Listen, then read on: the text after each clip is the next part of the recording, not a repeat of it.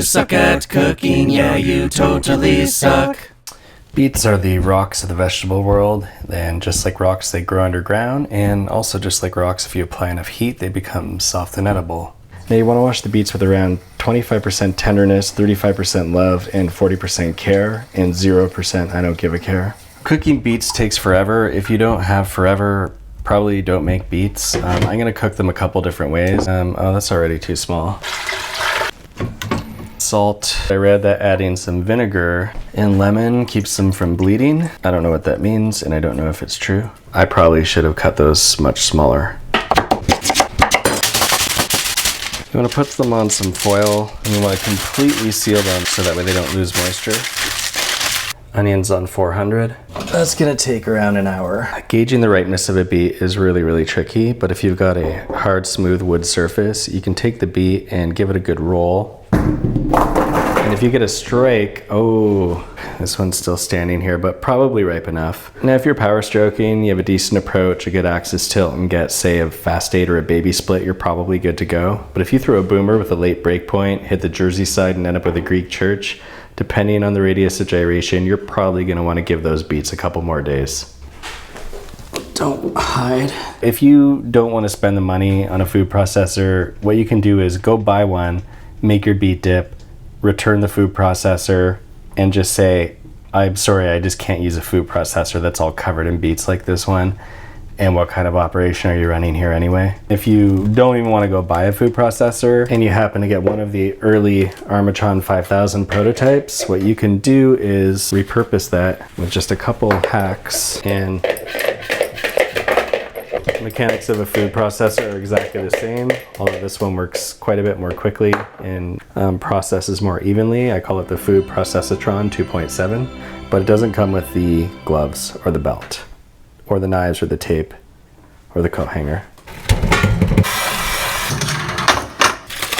If the fork goes in relatively easily, they're good. I made the mistake of not cutting off the stems first, or the root, or whatever you call it. The whole thing's a root, right? I don't even know what it's called, but no regrets. You can kind of just scrape and pinch and peel them off. I'm sure there's a technique for this.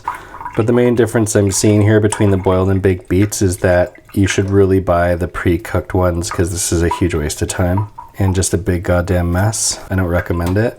Ow. Okay, quick taste test here. We got a boiled beet and a baked beet. Boiled. Whoa, tastes like garbage. You can see the color.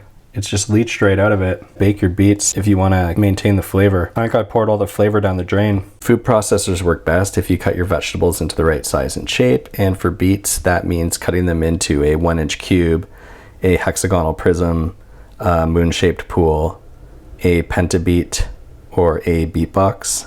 Some of these aren't the right size, so let's hope it doesn't jam. Yogurt or sour cream, lemon, clove of garlic, salt, horseradish.